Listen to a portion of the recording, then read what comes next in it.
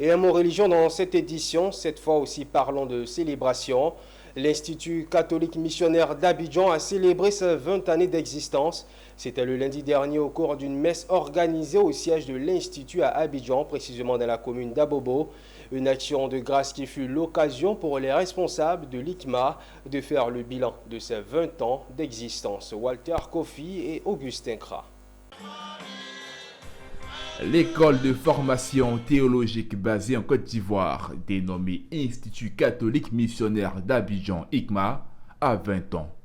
Un anniversaire que les dirigeants de l'institution ont tenu à célébrer par une messe marquant les noces de porcelaine de l'ICMA.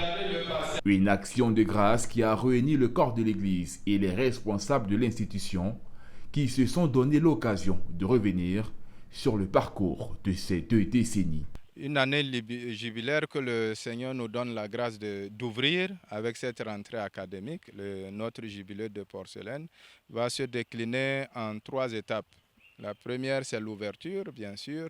Et la seconde étape, c'est le 9 décembre où nous aurons à vivre et faire un bilan et organiser des ordinations diaconales au sein de l'Institut. Et ce serait pour nous l'occasion aussi d'honorer les anciens, tous ceux qui sont passés à l'ICMA ici, de vivre un moment avec eux, échanger pour projeter l'avenir de l'Institut. Avec pour thème 20 ans de l'ICMA, bilan et perspectives, une conférence inaugurale animée par le père Paul Hénine, ex-recteur de l'institution, a permis de redéfinir la mission et la vision de l'organisation. C'est pour moi une occasion d'exprimer ma gratitude au Seigneur, de faire partie de cet institut.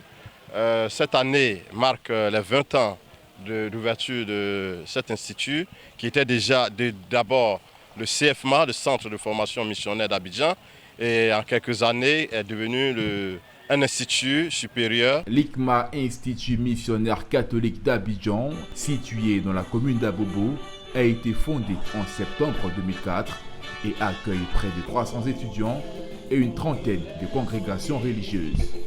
L'institution se veut un lieu de formation pour les témoins de l'Évangile engagés dans le renouveau du continent africain. Elle offre une formation philosophique et théologique enracinée dans la doctrine de l'Église.